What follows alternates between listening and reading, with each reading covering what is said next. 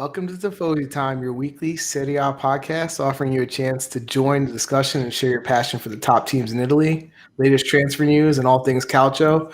These are my co-hosts, Chris and Dan. I'm Frank. Before we get started, a quick reminder to hit the subscribe button and the bell icon to get notified when we're going live, and comment I subscribe below so we can personally thank you. Also, if you appreciate the show or don't totally hate it, smash the like button. It helps the channel out. All right, fellas, let's kick things off with our first segment. Let's go Juventus, Udinese. Well, wait, hold on. You're neglecting our Twitch and our Twitter also. I don't know what those are. Okay, well, we actually broadcasting on Twitch right now too. So Twitch and Twitter, follow, subscribe, like, all that stuff. Let me tell you, we started Twitch. We started Twitch a couple weeks ago, streaming Football Manager, and it's been fun. We made friends. It's been a good time. I like it. If you are interested in that or just want to talk soccer, please follow. It's pretty much me and Dan just making fun of each other. His team sucks. My team's in fifth right now. No, relax. Nobody cares. All right. Let's. There's tons of games to jump into. What's our Twitter handle? Are you serious? I'm not answering that. You followed it. Yeah, I was kind of doing it for people watching, so you could tell them. All right. Let's get into it. Yeah, let's get into it because there's a lot of games to go over. There's a lot of different things, a lot of different topics. We're going to start with Juventus. We always start with Juventus. All right, 2-0 versus Bologna. Now, so background information on this game, coming off of the recent performance for Juventus. Okay, the terrible game against Inter, right? And then the Super Cup game versus Napoli that they won, which I thought was a big win for them because they weren't going well off that Inter loss, and Pirlo got a trophy, which I think is good for him and his confidence. So going off that, and then knowing the results, the results of all the other games this weekend really helped Juventus. They had a very, very good weekend. It was like the perfect weekend. Literally. Yeah, they got lucky with the results for sure. It definitely helped them out. It was like exactly what they needed and I know we're not going back because we didn't have a show during the Inter game, but I will say that was a pretty disgraceful appearance against Inter. So I agree with Dan. Like normally the Super Cup is like the last thing that people care about, right, in terms of the year, but in this year with how the morale was going, it was big to actually take home that trophy, no matter how little it is, just to kind of say, hey, you know what, we're not totally dead in the water. So I agree with you, Dan. That was actually an important game. Like I said, usually I could care less about that game, but they needed to respond. They needed to bounce back. So I don't want to sit and talk about the Super Cup all that much, but I do want to start talking about this game because although I wasn't overly super impressed. I mean, I thought the first half was crazy, like fragmented fouls every 3 seconds. Like there was no flow to it. They did get the lucky goal off the Arthur shot that was deflected. Arthur scored, but he had a terrible game. I don't think he played well at all, especially in that second half. I actually thought, besides McKennie, who we all, go crazy and gush over, who was the man of the match, I thought Skorupski was the second best player in the match. He made tons. He made a lot of saves. He robbed Ronaldo a few times. He robbed McKennie once. Other than McKennie, who is Juventus' best player right now, besides Quadrado and McKennie are their two best players. Everyone else was just okay, but it was a big win for them because they gained points at basically everybody. Right. Like I said, you said it was a huge win. Everything broke well for them this weekend. That being said, I don't think they did play well, but it's a good win. Skorupski was the best player on the field for Bologna, right? I mean, 23 shots. He saved 9 of them, right? I don't know. McKennie, man. I asked myself the question the other day. I was like, where would they be without this kid right now in the midfield? He's so good. There's no doubt. I mean, McKinney has been their best player, and quite frankly, I think we talked about this in the past. We don't have enough McKinneys, right? I think you tweeted out. I think Dan or somebody tweeted out, right? If we had 10 more of him, we'd be okay. Yeah.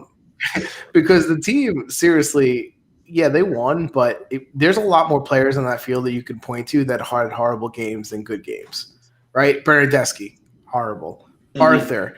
And we can get into him, but the more I saw the way he messes up in the flow of the game a lot of times, especially in that first half, if you notice him, like I think it's a concentration thing. And I think I text you guys out in the middle of the game. Like anytime he was like he had space and he had time to pass, he was messing up a pass. And then all of a sudden he would get to put under pressure and he'll find a way to like take it up a speed a little bit and get out of that trouble. But in terms of just the regular flow of the game, like he doesn't move enough. He doesn't really do much with the ball, and the midfield is just flat. I mean, it's Bernardeschi stinks. Bentancur is quite frankly, like if we look at Bentancur now compared to where we thought he was going to be 3 years ago, He's regressed. Awful. he's regressed. He's not gotten better. He should be gone. And I have if Parolo comes on and watches today, our number one fan, I'll even debate him on the fact that after the Inter game, he was saying, we got to rotate, change a bunch of players, and Chiellini came out of his mouth, and I was like, look. I go, Chiellini played his first game versus Inter, which was maybe not a smart choice, but look at what Lukaku did in that game. Yeah, he fought his ass off, dude. Compared to what he's done to other defenders around the league, Chiellini came in his first match in 2 months and held Lukaku to nothing, and he's still our best defender. Like, Bonucci's got to bounce. Chiellini can stay until he retires. I don't care. He can just stay, play 10 minutes a game. I really don't care. He's still the best one. But until Bonucci's gone and De Ligt and Demirel take the spot, we're just not that good. I'm not going to lie. Like, even if we win our 10th, we're not that good.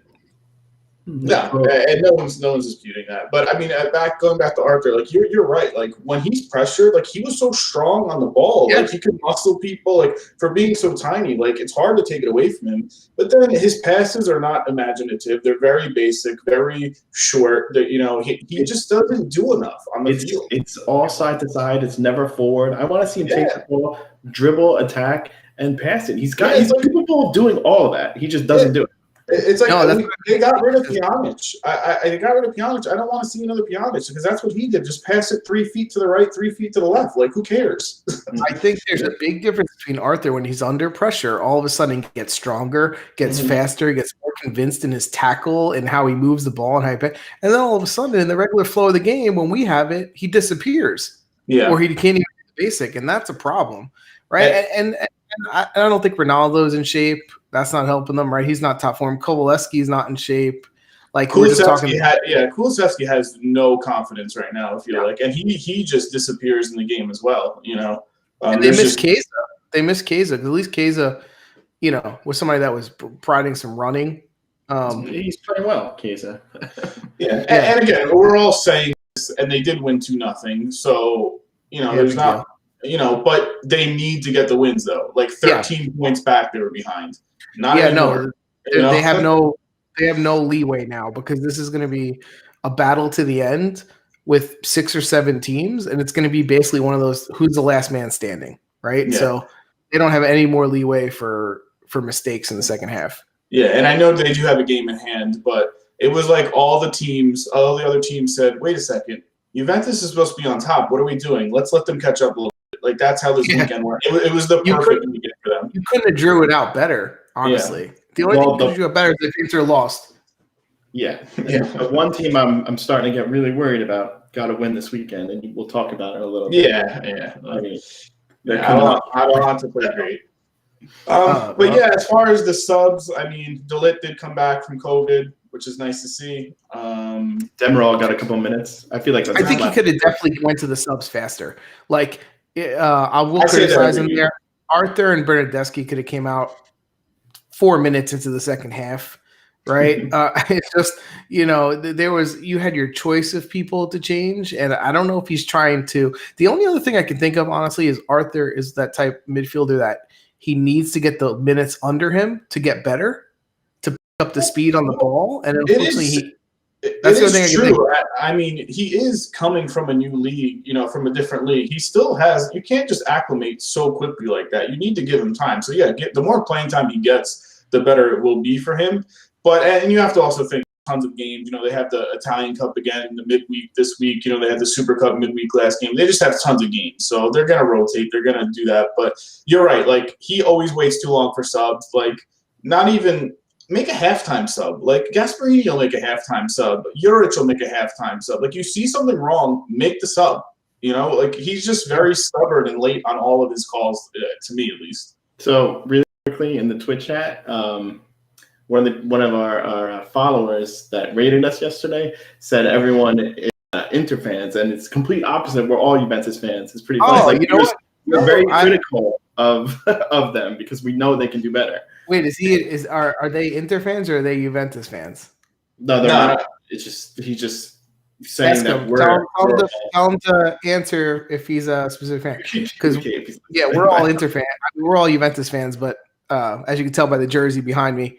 We're just critical Juventus fans. Yeah, we don't just blow smoke up their ass all the time. If they play good, we say it. If they played bad, we say it. And I don't think they played great, but they got the win. McKennie was great.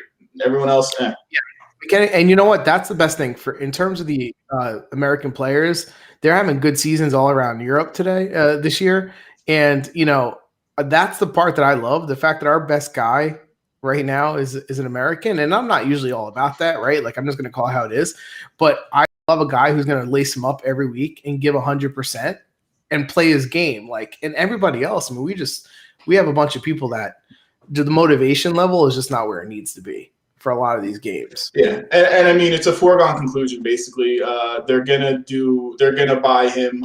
There's a clause in there anyway to make 18 million, right? Yeah, there's a clause in there to make the Champions League. They have to buy him anyway. It's not like they weren't going to do that. Yeah, that's getting picked up regardless. Yeah, only 18.5 million. I mean that's a steal. I mean, it's probably already worth 40. Right? Yeah, based on how he played. So we need. Yeah. What's the guy's name on Twitch? What's his handle or whatever you guys use on Twitch? Pond.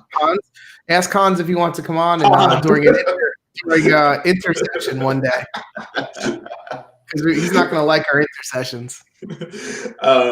Yeah, we're not even giving intercession this week. That's how bad they were. So the other thing I will say, Cuadrado, man, you got to learn how to finish. When you shoot on Chesney, you got to head it down to the floor, man. I don't know what you're doing. I texted you guys that. Head the ball down. Jeez. Chesney made a nice save on that. That was a really nice save. Yeah, good I will also say, though, I think I text you guys in the middle of the game, Tomiyasu is better than Bonucci. So I've been saying Tomiyasu for 2 years. I've been saying he's really good. No, but I'm saying, I mean, I know every week I say he's better than Bonucci, but it just shows really what sometimes you're just lucky, right? He's the national team center back. He's this guy, blah, blah, blah, blah. But in reality, when you look at them playing what they do on the field, it's well overblown. It's reputation, right? Like there was a point where he was good. He wasn't terrible, right? He was good because of Chiellini. Yeah. Because Chiellini made up for his ass blocks when people would come and he would chair in his butt, That's why. And he can make some passes long. That's why he was good. All right. I don't want to spend too much more time on this game because we do have other things to say. I think we basically hit up everything that we wanted to say about it. But, win's a win. We'll take it, right? Yeah. Ultimately, the championship got closer in week 19, and it should make for a good second half for sure.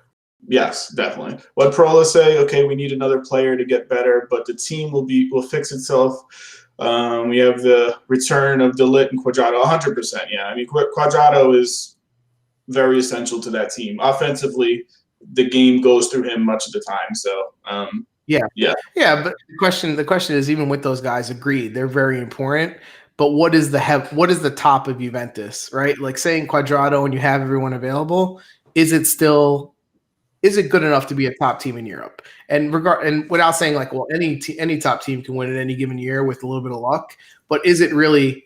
Are they going to put together a second half that goes, wow, Juventus is going to be a champion in Europe? Yeah, I can see them winning. Do I think they're gonna? No. Yeah, I mean, Chris is right. Like, especially this year, there's no dominant team. You don't have Barcelona. You don't have Real Madrid. Even Bayern Munich's okay. Liverpool's not as good.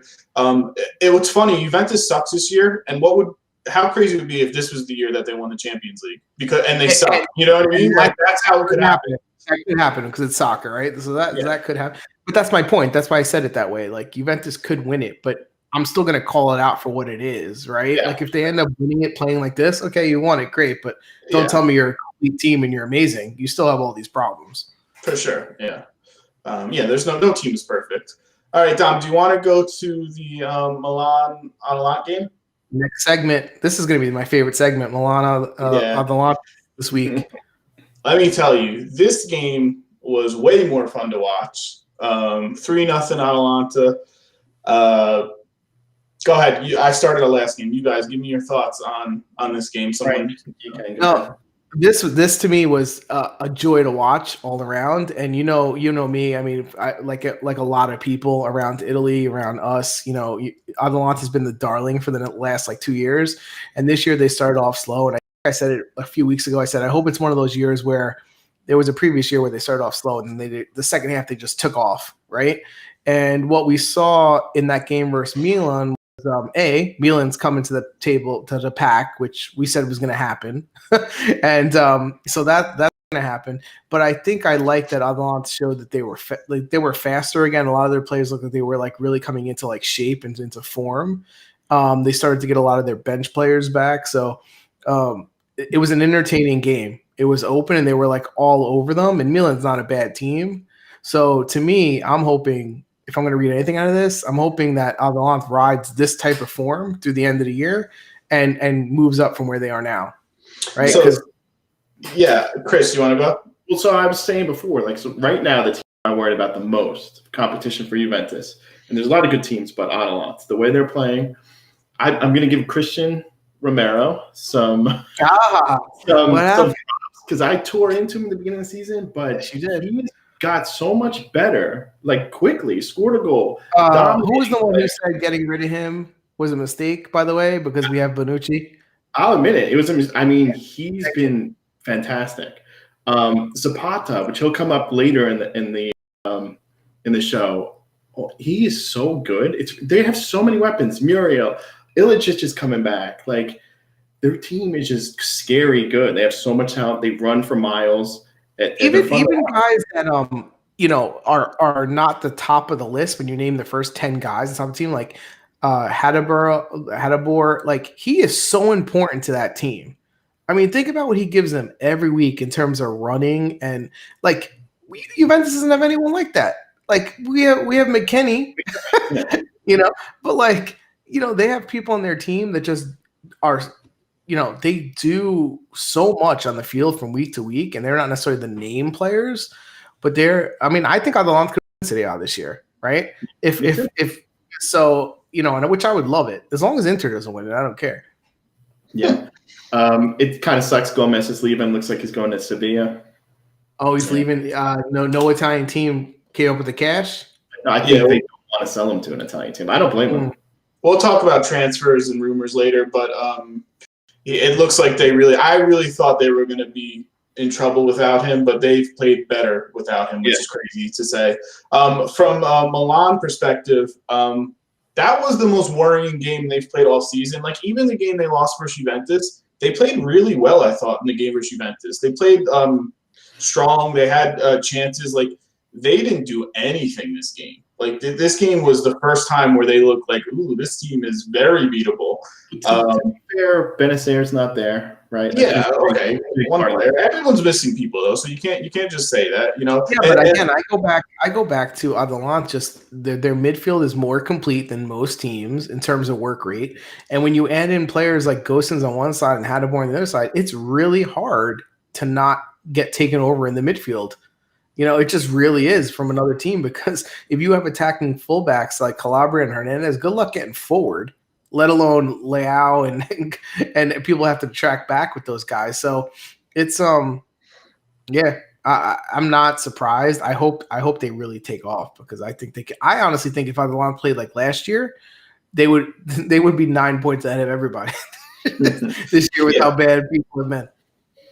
A lot of players on Milan did not have good games. Like Casillas, I would have took out before halftime. He was freaking terrible, I thought. Well, Kalulu didn't play good. He didn't play good on the corner kick. He was also even marking Ilicic on the penalty shot. I mean, Kessie came back and elbowed, but he was the one who was letting him come in. Like, Kulu played bad. They definitely didn't have strong plays. I do want to give credit to Calabria because he's really stepped in different positions. He stepped in the midfield when they had no one. He's had a really solid season. They're going to be okay. It's just that was a worrying game for me. Like, they did not look good at all. But they are bringing in a lot of enforcements. So they are. We'll talk about that. We'll talk about it. But they brought in 3 already, and they might bring in more. Look, another friend from Twitch. Hey, North, how you doing? Hey, North. Last week. He's our Australian buddy. Put in the chat, what fans you guys are, what teams you guys follow. North is a Dortmund fan. We got to know each other. Dortmund fan. All right. Yeah, solid. Yeah. There was what year was that? I don't know how old he is. Probably not as old as me. I'm old as hell. But there was what year was that where Juventus played Dortmund in, I think it was a UEFA Cup final. I think Del Piero was on that team maybe. If I remember. I can't remember anything from last week. And Pond is a United fan, which he told me yesterday, but I forgot. Yeah. So but as far as this game, just solid all around. Romero making the center backs making the runs through the middle, just continuing to go to play. Like, I love to see that. Like, I'm not scared to move forward. Like, we have a system, we have a plan. You're gonna go for it. Go for it.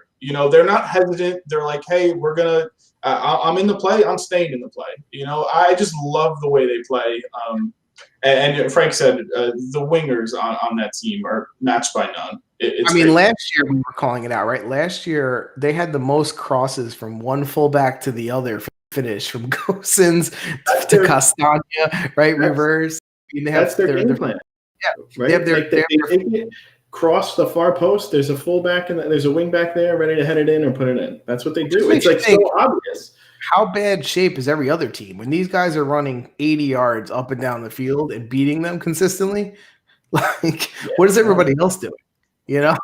But it's coaching, because if you watch Sassuolo,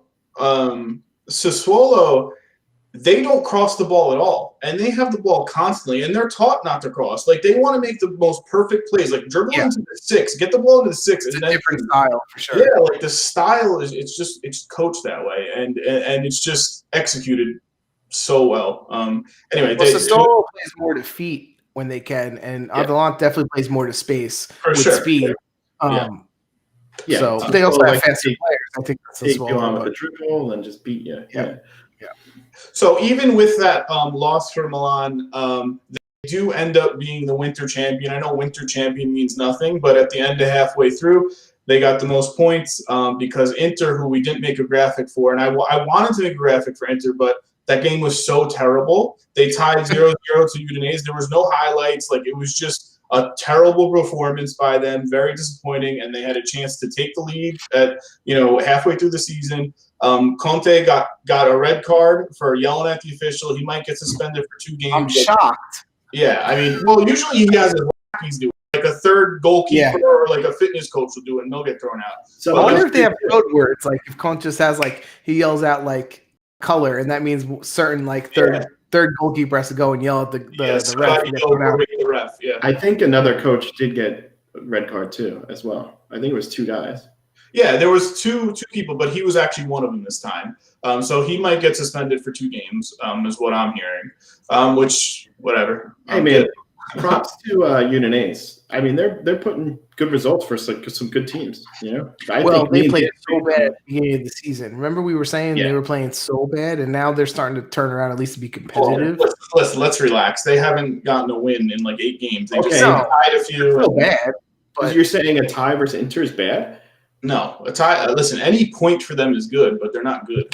Well, was it more that Inter had a letdown after beating Juventus? For sure, it was a definitely. Yeah, maybe they weren't getting up for the game because it was it was against Udinese, but you have to win those games if you're in a battle that tight. Win the game. I see some chat going on that it's too small. I'm too old to read that. If anyone can see it, Parolo's talking about Muriel.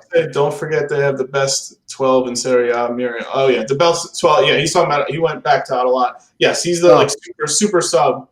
Scores every 60 minutes. That he plays. Oh, Chris made that comment, right? They were up 3-0, and they put Muriel in, right? I think you sent that text over during the game. Yeah, I mean, he's one of my. They have so many good players. He's one of my favorite players in the league. It's ridiculous. Let's be real. If you could just think about, forget the jerseys for a second. If you just really if you were honest about it, and you put in a lottery, right, or draft, and you put in the draft, you put Juventus's roster and Atalanta's roster. Out of the top 10 guys, if you want to make a best 11 out of those two rosters, how many is each team getting? Yeah, you'd have more Atalanta players than Juventus players. I agree. So let's call it for what it is, right? Like, and how many is the question? Like, how bad does it get, right? Because I think you have three Juventus players. I think you have 3-4 Juventus players. Yeah. That's it. So you have Ronaldo, you have McKennie, and you have De Ligt is ones that I would pick Cuadrado, but then I'm like, oh, you got Hadabor. I don't know if I want he's not Hadabor. Yeah, so I say 3 out of the 11 is probably Juventus players. Do you take Szczesny over Goldini? I guess, but not that I really care. Szczesny's been good, man. As much as he made a nice save, but you notice he made a great save this week. I forget which one it was and who it was on. Maybe it was on the own goal attempt by Cuadrado. But then on the very next play, no, I think it was on someone else's shot. Like he made a really nice save. And then on the very next play, it was a cross where he came into no man's land. It went 20 feet over his head. Yeah, that's the worry. That's the worry about him. Pond. This is, but we're getting back to it. So Pond is saying, he was saying that the tie isn't good. I agree. It's not good for Inter because that's what I transition to. But the tie for Udinese, they can take the point when they're playing against. I think that's a good tie for them. All right, Dom, go to another game. You guys have anything else to say about that? No, just keep going, Atalanta. I want to see you win the damn thing. This game, 3-1. I made some money on this game. Yeah, 3-1 Hellas Verona over Napoli. Napoli scored in 7 seconds right off the kickoff. If you saw the play, they kicked the ball long. DeMarco totally misplays it.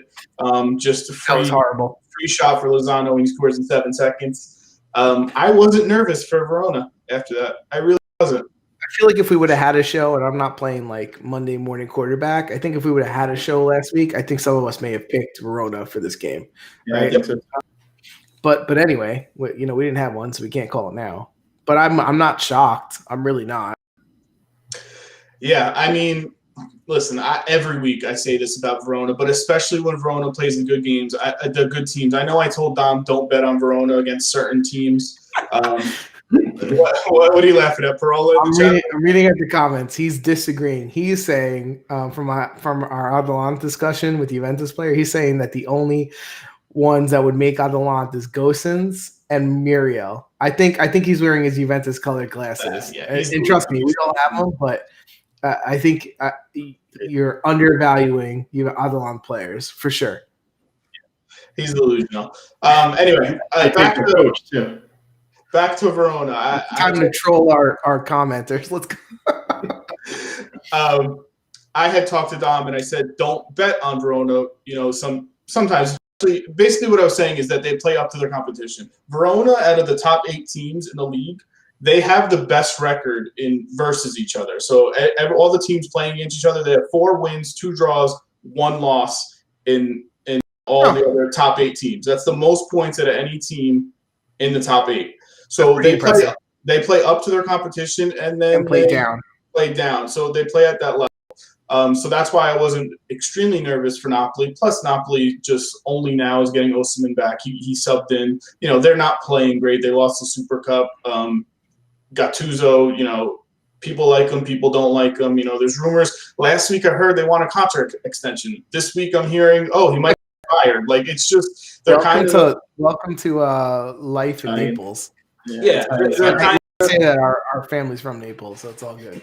Yeah, they're kind of a mess in that way. But Verona is so good. They're so good and so fun to watch. Silvestri made some saves like he always does. Barak, Zaccagni, great combination up front. Lazovic on the side, Fararoni, who Parola loves, played really well again. Tameze, like every single. DeMarco made a terrible play the first 7 seconds, comes back, starts the play all the way in their own box, runs all the way down the field, keeps running, scores the goal. They just play really, really well, and they're coached really, really well. Yeah, they're coached really well. That's what you can say. I know I say that every week, but like I said, the question is with that, we all love their coach. We love how they're playing. The question is, are we buying enough at this point to think they could put 2 consecutive seasons together like this? Or is this one of the 1-year anomalies? Last year was a good season for them. They played really well. Where did they end up last year? Like, I don't know. Top eighth, I think. Yeah, okay. So this is their second season. So what they need to do is invest some money into that team. That's what they need to do. Well, that's not going to happen. That's what I'm saying. So do you think they're going to continue it, or do you think it's just going to be a cycle that goes? I don't know.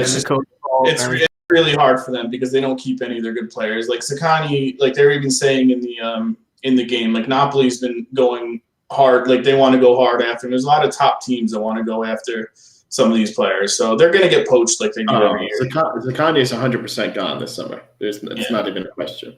Yeah. Did you guys watch this game? Most of it. I didn't catch the very beginning. I was in the bathroom. They scored already. Yeah, I mean, second half.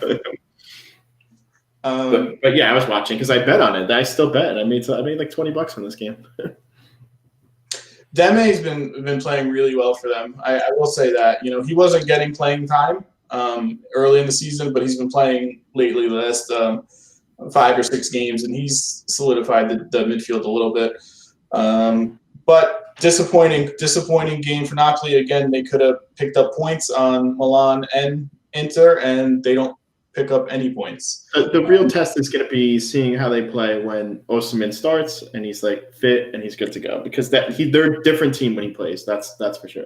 And that's what makes me not worry so much for them, because that guy's solid. Like Chris is right. Like they played differently with him. Petagna, and I think Petagna gets a bad rap. I think he's been pretty okay. He's okay. He's all right. He's not. But he's totally not a game. Yeah, for sure. But as a backup, I thought he was okay. Dom, do we have any more slides on specific games? We do. I think we have Rome. Oh, we do have 2 more games. Wow. Next segment, we'll do who we do next? Rome? Yes. So just background on this one, because Rome is in some terrible stuff again. They lost the Coppa Italia game versus Spezia midweek. They actually, so it went to extra time. They tried to use a 6th sub, which is illegal. So they were going to forfeit the game no matter what. And this is Rome, the same team that registered their team wrong the first week of the season. They're a freaking mess. You know what they remind me of? And I was thinking of this. For any baseball teams, the New York Mets just run so crappy up top, it trickles down. Not anymore. In the past dozen years or whatever. Yeah, run terribly at the top, just get terrible injuries all the time with ACL injuries. The Mets with their pitchers' arms, like they are the Mets of Serie A. Like they're a joke. I don't know who's in charge there. Like who? I think they fired people because of this too, right? That's what's starting the fights with Dzeko. They want the manager back, the team manager. They let go or something, and he's pissed, and that's all the fights that are started. Yeah. So now Dzeko wants out. Dzeko wants out like right now in January. There was an offer because he's just pissed at everyone in the team, and they just got him a contract actually too. I thought they extended him, but he wanted to leave anyway. I mean, it wasn't in the summer. No, he wanted to stay. He never really wanted to go. Like he loves Rome. But there was an opportunity. He wouldn't. I'm sure he wouldn't pass it up. But now he's just pissed at the team. I think West Ham had an offer in for him, but he rejected it because he didn't want to go to West Ham. But he does want to leave. So that's the background information. Goal that they gave up. How bad Smalling's defensive play was. Yeah. So I texted you and I said he a perfect Bonucci impression right there. Jesus Christ. She was ridiculous. Like It the was ball like terrible. literally bounced and like he just kind of like whiffed on it. I ran in behind him. I was like, what the hell? Yeah. That reminded me of playing like some of our spring soccer when you guys were young and we had some people back there. Yeah, that was Pretty bad. bad. Yeah, so they come off that getting eliminated from the Italian Cup, play the same team, get the lead, lose it. Like they just are so inconsistent, but they're still really fun to watch. Like Karsdorp and Spinazzola, really fun on the wings. That was another thing. Juventus to sell. I said this to Dan. I said right in the beginning, Spinazzola had a ridiculously good run down the left wing, and I was like, "Oh God, we're gonna get a text from Frankie any second now because that's his player." He didn't score, but like he's so dynamic. Juventus, we would be way better than we are right now. You would 100%. You wouldn't have half the people on the team, but we would still have Spinazzola. We'd have Romero. Oh my God! Can you guys stop talking about Juventus for 3 seconds? Oh. It's Frank. He goes back to it. This game was entertaining. That's all I say. That's all you'll say? Gee, thanks. Lopez is not a starting goalkeeper. He's awful. Smalling, like you said, just disgusting in the defense. Myron played decent. Meteorol scored 2 goals. He played well. Pellegrini was the best player on the field. Very, very solid attacking wise, and just has great vision and had assists, had goal.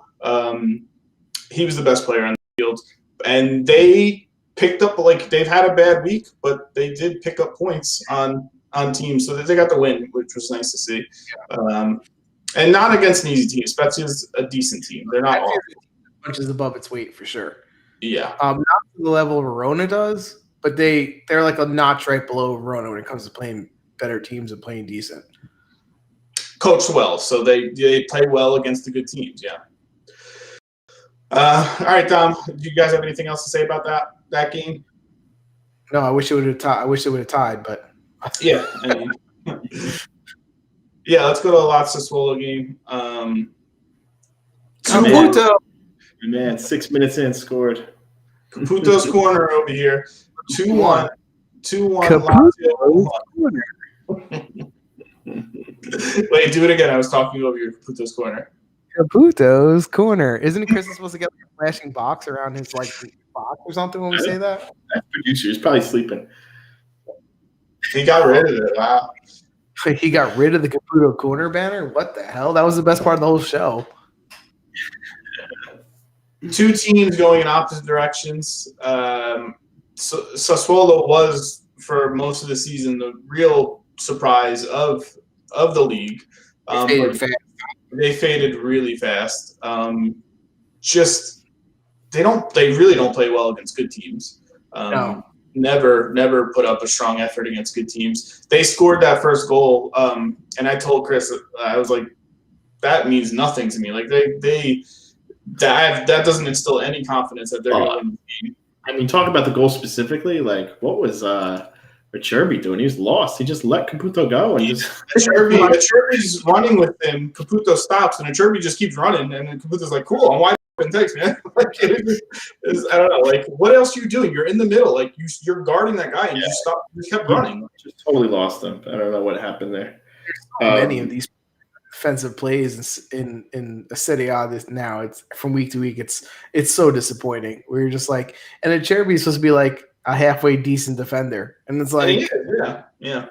So going to Milinkovic-Savic's goal on the corner kick, like Obiang just stopped watching him, just let him go, free header. The defense on set pieces is ridiculous. I'm like, guys, there it is. We got a late Caputo's corner. I think it's an improv, but we'll take Caputo's corner.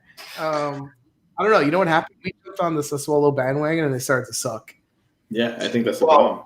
I mean, not having Berardi is tough. He's very integral in what they do. They usually play. They have decent wing play usually, and their wing play was very, very bad in this game. And like I said, like sometimes they just try to be too fine in the way they play. It's like we need the perfect shot every time. You can't just take an okay shot. I need to get the perfect shot, and it's got to be upper 90 and classy and beautiful. Like no, like you're allowed to swing the ball in and have it hit off the defender's ass, and you can just put a rebound in. You know, like they just don't throw the ball enough in the middle, and they don't attack enough. I think like yeah, the possession is always 60%, but like a lot of time it's just like. Come on, let's get that perfect play, and you can't do that. I think it comes down to like we said, like Sassuolo is a perfect example. This is where I would say, like Berardi, your point is so important to them, right? And this is where I would agree with the sentiment behind Parolo's last comment when he was saying about Atalanta players. I think Berardi is the type of player where on Sassuolo, he's been there so long, he's so important. You get the top out of him, right? He means so much to that team. Put him on a bigger team, he'll just be one of the normal guys. But when a team like this misses Berardi, and did Boga play at all? Was he subbed in, but he didn't make much of a difference. I mean, he hasn't at all what you guys were hyping him up last year. I mean, yeah, I don't care. Listen, he was fighting COVID in the beginning of the year. He's been hurt. You know, he hasn't had steady playing time. Traore has been really well the last few games. He was terrible in this game. You know, their wing play wasn't good. They really missed Berardi. Caputo's even, you know, only coming back right now. So to be where they were in the beginning of the season was impressive, but now they're already in 9th place and they're dipping fast. Yeah, dipping fast. You gotta turn around quick, or they might end up 14th by the time it's all said and done. And for them, like, okay, whatever, 14th, like in the beginning of the season, mid-table is kind of where they start off. They were top 6, weren't they? Yeah, no, listen, they were in second for a lot of Yeah. What's up? Alexis here, and North from Twitch is saying North manages Sassuolo too. That's how he called our stream, and he won Champions League last season. That's impressive. At eight seasons into his league, he won the Champions League with Sassuolo. That's some serious managing right there. That is serious managing. That's pretty good. I recommend you don't play with him head-to-head. He's probably going to whoop your ass. I'm impressed with it. Listen, for Sassuolo winning for sure. Yeah, but honestly, I'm a little upset about that because I was kind of hoping Sassuolo was going to be like the mini Atalanta this year. I really liked how they were playing at the beginning of the year. They would give up 2 goals, score 3, right, and they would win. And now, you know, who knows where they're going to end up. I mean, I think Verona is going to end up ahead of them, but when it's all said and done, you know, they'll be top 10 still for sure. I think. Yeah, they got to turn around though. Mm-hmm. Yeah, I mean, all the teams go in their streaks. And Lazio quietly has won 4 games in a row. And Lazio, Parolo has said this before when I've had, you know, conversations with him. They play top 2, 3 most beautiful soccer in the league, up there with Atalanta and, you know, Juventus when they're good, but they haven't been good. When they're good, they play. No. They play some shitty team. Sampdoria week 1. They have good players. Yeah. So, but Lazio actually plays well, and they play like a team. They're fun to watch. Yep, I agree. It's fun to watch for sure. All right, Dom. We have one more or no? Okay, let's go to Player of the Week, Kristen. I think I put the wrong person for you because you mentioned a couple, but okay, that was the right one. So you told me Zapata. At first I said Pellegrini, then I changed it to Zapata, and then I was like, Romero, I got to give him some props. I always shit on him, and he's been awesome, so I wanted to give him some props. He's my Player of the Week. He scored, awesome defense. I think this is the second time he's won Player of the Week from one of us, though. Somebody else put him Player of the Week once. Early on. Yeah, he did have another. I think his first really good game, somebody put him as Player of the Week. I've noticed a pattern. Chris always picks an Atalanta player. Frank always picks a Juventus player, and then I just pick a rando. That's always how it is every single time. Frank, I think we know why you picked him, but you want to talk about it? Well, first of all, I think Romero, excellent choice. Nice. Appreciate it. I think he's showing you everything that we thought he could be. And he seems like he's getting. I think he's on roids. Wait, better. Wait. You're talking about McKennie? Romero. Okay, I thought. I think McKennie's on roids because he's getting stronger every week. Like he really is. So props to him. In terms of McKennie, look for me. if I think back to the game that Juventus just played, I don't know if there was anyone else on the field that was really that saveable in terms of what they did for 90 minutes. Quadrado, okay, he did his part. I would say Quadrado and him, but everybody else, it's time for people to start earning their pay. And McKennie, I mean, he's showing he belongs, right? He's showing he cares. He's showing he's having a good time. And here's the thing: it's not just about his effort, right? Like, not only does he close down the play, does he recover balls when he needs to? He moves the ball quickly. He picks the right pass fast. He has technique.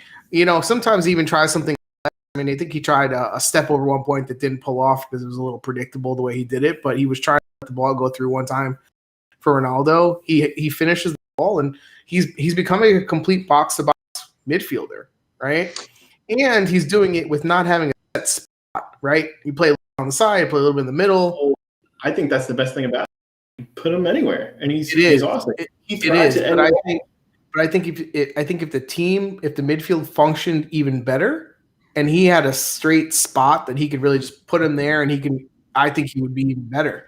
Because right now he's just kind of the jack of all trades. So shout out to McKennie. Keep getting better. Don't stop here, and hopefully in 4 years you'll be awesome. So yeah. I think so. A couple other things on McKennie before I get to mine. First of all, his interview after the game, the Italian interview, which then they translated into English questions for him. But it was just funny, and he's just like a fun-loving guy. And it was he explained his celebration because people thought he was doing Zorro, but he's just a big Harry Potter fan. If you could find that video, I would watch it. It was just something fun to watch. Did you tweet that out? I didn't tweet that out. No. The other thing is, I said this to Chris the other day in the house. I told him, I was like, McKennie is doing exactly what Matuidi did last year. If you remember, Matuidi would run and play center forward so many times and then just screw the shot up or miss it or make terrible passes. McKennie's just converting all these chances. McKennie has higher skill than Matuidi, right? That was he would run, but he was very limited. Matuidi had these opportunities last year. He just sucks. McKennie's good. Matuidi sucks. Well, Matuidi's also old, right? Yeah, I know, but that's the point. Like, usually you get to find a two-way player that puts in the work rate, but also has some decent skill, and he plays within his game. That's what I like about McKennie for a young guy. Remember when we had Pogba at 18, and we thought he was going to be great, and then by the time he became in his early 20s, he thought he was going to be Zidane. Like, dude, you're not Zinedine Zidane. Like, you could have been a tremendous player. You could have been like Patrick Vieira, right? You could have been one of the great midfielders, and he still gets paid like a top midfielder, and he wants it. But in the end of the day, he's a big, strong guy who dances around and doesn't have all that skill. So I like McKennie that he plays within himself, and he does. Parola's saying that they're completely different. I understand they're different. I know McKennie has more skill than him, but I'm saying the opportunities that he has in the game. If you watched Matuidi the last 3 years, he was up there playing center forward sometimes. He was up there on the wing, and he was just screwing the play every time. McKennie can convert this. I'm agreeing with you. He has the technique. But I also will say when Matuidi found himself in those advanced positions, he never was really leading the line. He would usually trail into space behind it from the wing or what have you. McKennie leads the line sometimes. Like, he'll actually run into space and he'll be the furthest one forward. So that means he's anticipating the play and running off the ball and creating space. Where I think Matuidi was more coming from behind into space and then just falling over his own feet. So I think you mentioned it. I think one of the best things about him, which I didn't expect him to be this good, like offensively and like creative and stuff, but like he gets the ball, he passes it one touch. A lot of our players don't do that. Goes to the right spot most of the time.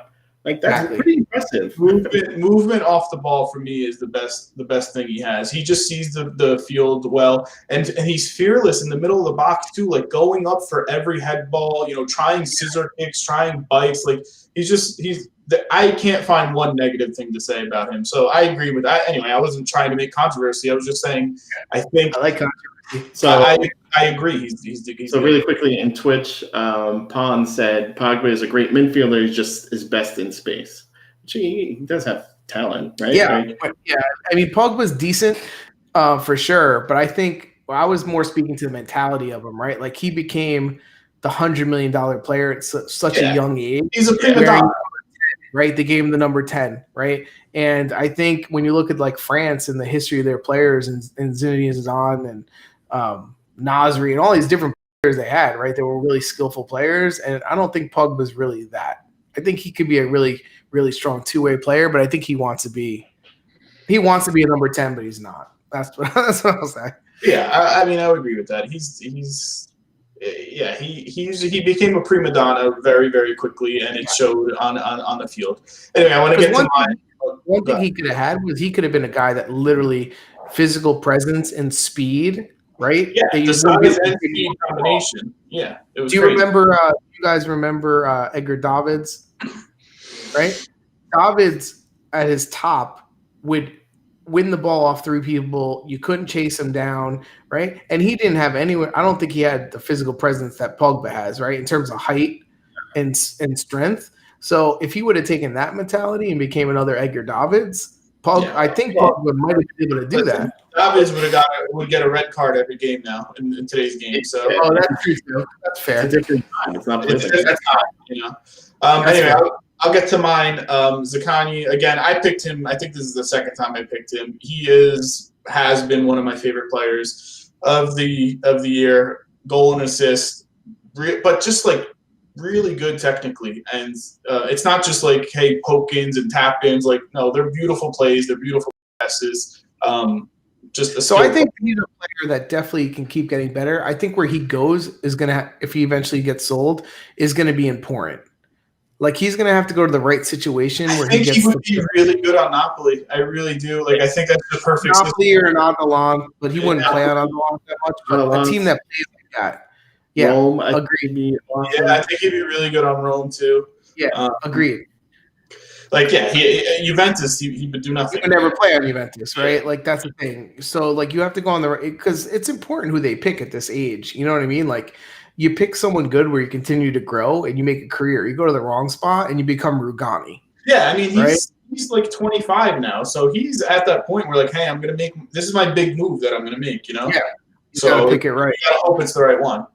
Even Milan, maybe, you know, if they had a spot and they saw a place for him because they're all young. That's not a bad suggestion. I could see him playing there. Yeah. All right, Dom, do you want to go to – the rest of the results, because we just skipped that part. Do you want to just run down the rest of the results real quick for the rest of the league? Benevento, Torino. I forgot which one had the lead in this one because it went back and forth, but it ended up a draw. Torino got points. They needed points. What else we got here? Inter, we didn't talk about a lot because, like I said, it was a really boring game. 0-0 draw. They should have did better. Fiorentina, Crotone. Big 3 points for Fiorentina. Again, they need 3 points. It's a good result for them. Genoa, Cagliari, 1-0. Genoa's on a roll, man. I mean, they have 18 points now. I think they're in like. They started so horrible. They couldn't beat anyone. They couldn't tie anyone. Yeah, but Destro has 7 goals, playing decent for them. What else we got? Parm, Samp. That game, Samp scored 2 goals in the first half. There was really no competition in that. Parm is looking terrible. They're in trouble. Dom, do you want to pull up I have 2 really quick transfers and rumors pages real quick before we get to the standings and the next week's schedule. So these are ones that have all gone through. What is Verona doing? Studano might give them a little extra. Yeah, I was thinking that too. Like he'll listen to Juric. Like Duraro's always been a guy who's going to listen to coach. And that's not a bad move for them. I don't think it's a bad move. I agree. He's just so limited. I don't think he's a good player, but he'll do what he's told to do. A little bit of depth too, right? Some guy that can play later in the game, sub in, give a little bit of like structure and experience. It's not, and what the loan is probably costing them nothing. I think it's a loan with buying.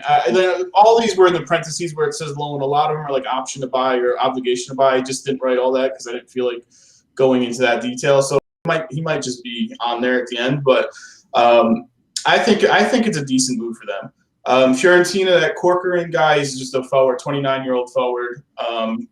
That they need forwards and they need to score goals, so maybe he can help them. I put Milan 29. He's not, he's not young or anything. Milik, which was good for Napoli, that they were actually able to get loan with obligation to buy to get $8 million for someone who is definitely leaving for free. I think is a good move. Who was never going to play a minute for you. You got something for him, so whatever. I'll take it. Parm got Conte. He hasn't played all for Milan, so maybe he'll help Parm out. Conte's good. I mean, he was solid when he was on Atalanta. I really expect that he got hurt a few times. I hope he does get a good spell of play on Parm and kind of revive himself. He'll play, I think. Milan, like I said before, picked up 3 players: Mandzukic, Miete from Torino, and Tomori from Chelsea, who is a very young defender who had a decent season like 2 years ago, has sucked really bad. This year's only played like 2 games, and I don't follow the Premier League. I know Palm does and some other guys in the chat. Chelsea's defense apparently sucks really bad, and for this kid to not even get on the field for crappy defense. They fired the manager too. Yeah, I think the Mandzukic deal is actually pretty interesting for Milan. Mm-hmm. Because I think mentality-wise and just like his experience, if he ends up playing, like I think he's someone that Abramovich will appreciate. Like Abramovich is the bigger star, but in terms of like the way they play, the like desire to play, the strength that they put into it, I think Mandzukic is somebody that gets instant respect if they have an actual Roma mind for him. I think that. I mean, Milan's one of the youngest teams, and to get another guy like Zlatan, like no one's going to give Mandzukic any shit. They're going to listen to everything he says. I think it's a really good signing. Even if he doesn't perform that much in the field, he's going to be really good for the locker room. I think that's a really – and plus he was free. He didn't have a club, so it's not like they – yeah. You're just Which I'm surprised he didn't have a team, a club, but – he was in like one of those other countries. I don't remember. And then, his contract or he got released or something.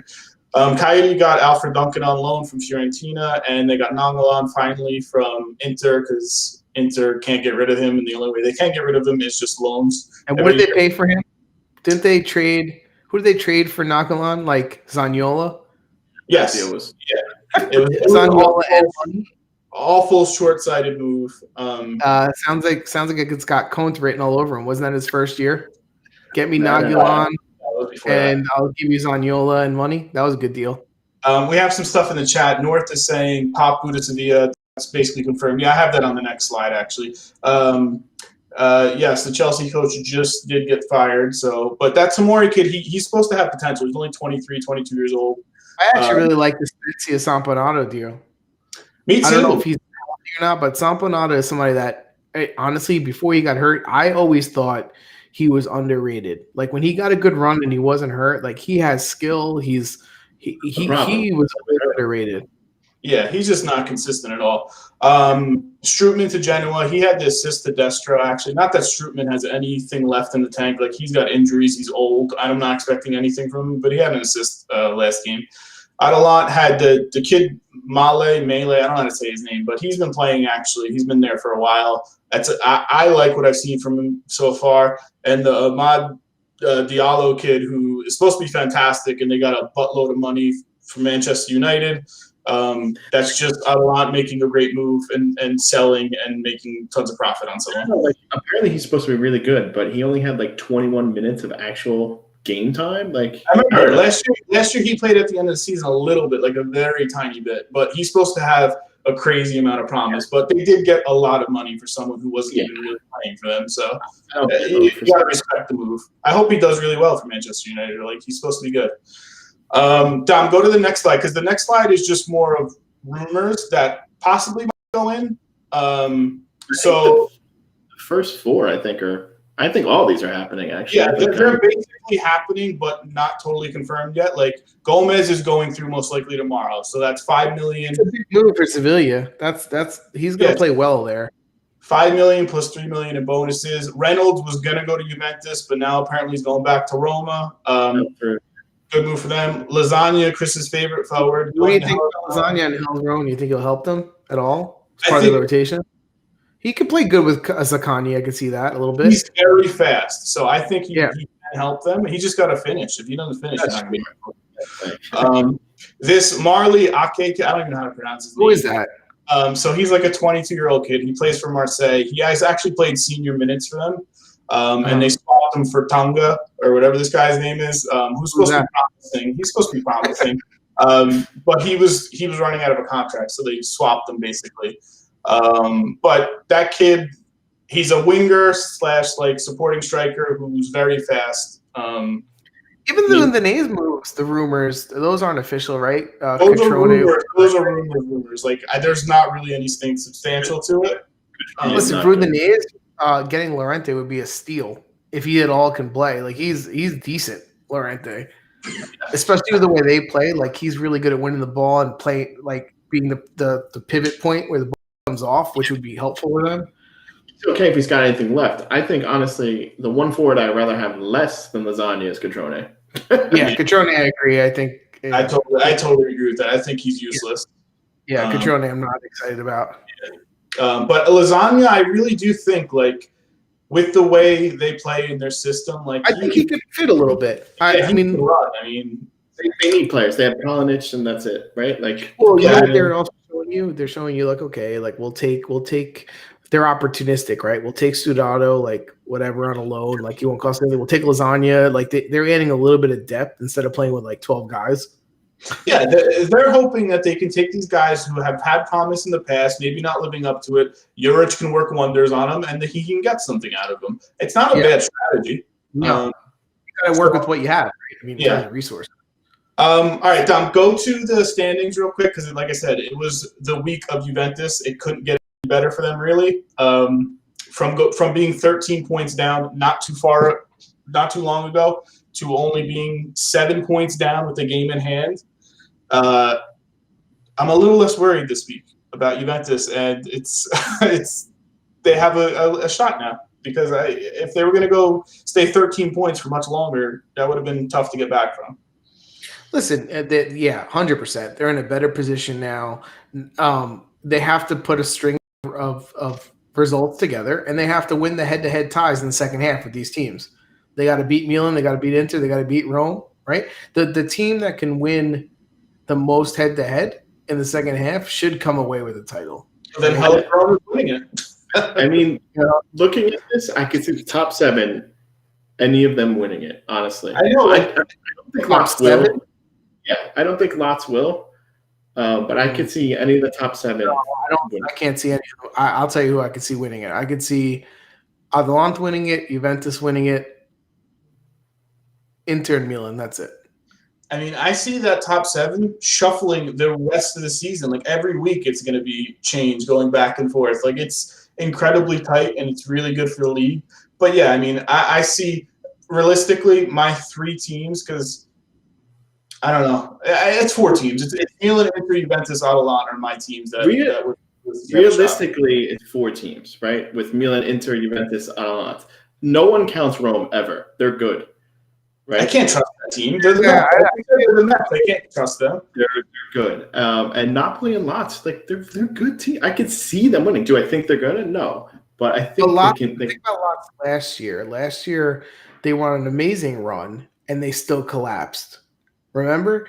And now they're chasing 6 teams, not playing as good as last year in terms of results. So how are they going to get them? If they have a second half like they had a first half, you know how they can have their really good halves, like they could definitely be up there. I don't like Rome, like I said, they're the Mets, but Lots is going to be dangerous. They're going to be a factor in this whoever eventually wins. Parola saying the same thing. Juventus, Milan, Inter, A couple of people in chat also saying, why is everyone counting Rome out? I'm telling you, man, like, they're in 3rd place halfway through the season. You can't count them out. Because they're a mess. Dzeko wants to leave. Like, they're just not run well. Listen, I'm a big believer at team from the top, right? Like, who the leadership is. They're a mess. They're fighting. They do stupid stuff. I mean, even Fonseca, they're saying, Fonseca might get fired too. Like, and he hasn't done a bad job with them, but it's just because they love him to they hate him. Like, it's not a good organization. There's no stability there, so I can't trust them. Going on the other side, Crotone, again, at the bottom. Parm's been awful. Cagliari dropped down to the bottom three. Genoa, like Chris said, they've been picking up points. They're at 18 points now, so they're clear 4 points now, which is good. Time out really quickly. In chat, Pon just said Juve isn't run perfectly. And I think Frankie would agree with that 100% because he could. I would agree, actually, that they run pretty piss poor. But so I agree with them for sure. But I mean, I guess that's not the point. I guess he was saying it probably in the sense of like, you know, you guys were bagging on Rome, saying we don't believe in how they run, but like look at Juventus. The difference is Juventus has 9 years of champions of winning behind them. Rome has, you know, they can barely make top 4. That's right. Juventus has the DNA where they figure out it's in the DNA to win, and Rome has to prove that they don't figure out a way to lose, right? So that's the only difference. But yeah, I don't think there's. I mean, the best run team in Italy is Atalanta by far. Yeah, I would say top to bottom.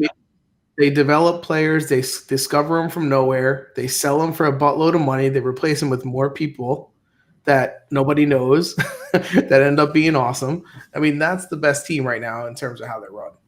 Yeah. Yeah. All right, Dom, do you want to go to the games for this? The games are actually this weekend. There are Italian Cup games midweek, which I didn't put on the schedule. Because what was Parola talking about? Something about macaroni and lasagna? What's he saying? I don't know. I didn't even do that. Macaroni's not still playing. He was a good forward, also underrated back in the day. What? Do you remember his Macaroni the forward though?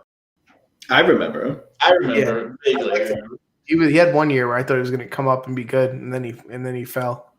Our friend Putin says Pirlo sucks. Just FYI.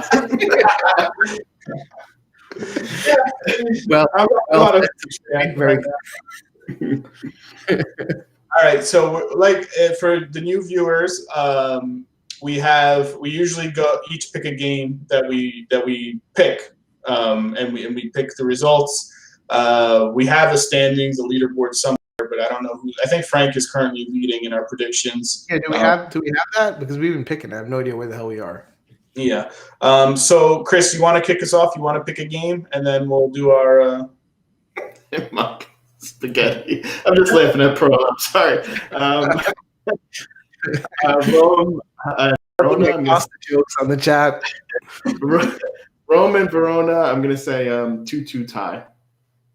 So we're Rome, Verona. Yeah, 2-2. I don't even see it on the list. Where is it? The last game on the list. Oh, okay. I didn't look that far. It's on the bottom. We're assuming Rome isn't going to forfeit this game because they're going to register the people correctly? Yes, I'm assuming. Okay, all right. You said tie? 2-2. I'm going to say Verona 3-2. I'm saying the same. Verona 3-2. And they continue their upset form. And okay. Parola picks Verona. Wait. No, he picked Verona 2-1. Yeah. So 3 out of 4 picks. Does anyone from Twitch want to weigh in on that game and make a prediction? While we wait for that, there's a couple of good games this week. There are, yeah. Frank, do you want to pick one? Yeah, I'm going to go Dom, our producer, picked Rome 2-1. Of course, he knows nothing. Just kidding. I'm going to pick Atalanta Lazio for my game. And I'm going to say this is going to be the most entertaining game of the week. And it's going to be 4-2 Atalanta. I mean, that's the game of the week right there, no doubt. Atalanta, I don't know. I'm going to say 3-1 Atalanta. Everyone's going. I'm going to say 5-4 Atalanta. We're going. That's going to be a really fun game. Well, listen, we have the makings of a pretty good parlay right there with our last 2 picks, don't we? Verona over Rome and Atalanta over Lazio. That's probably some money. You know, that's a 0-0 draw, by the way, because I just said 5-4. Probably. All right, so I got to pick a game. Let's see. What do we got here? Let's chat really quick. Putin says Rome's going to tie. And then Atalanta, she said 3-1, and Pon said 3-2 Atalanta. Nice. We got a lot of Atalanta love. I'm liking that.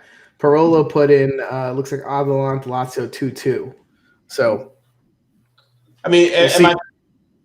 am I picking the Juventus game? We always pick the Juventus game. Should I pick that?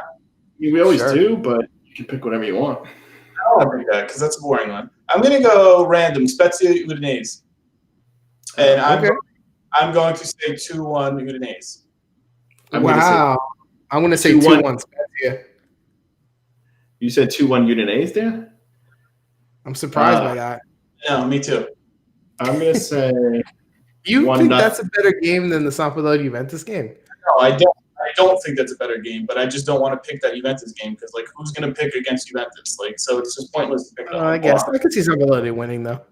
We're going to pick 1-0 Spezia.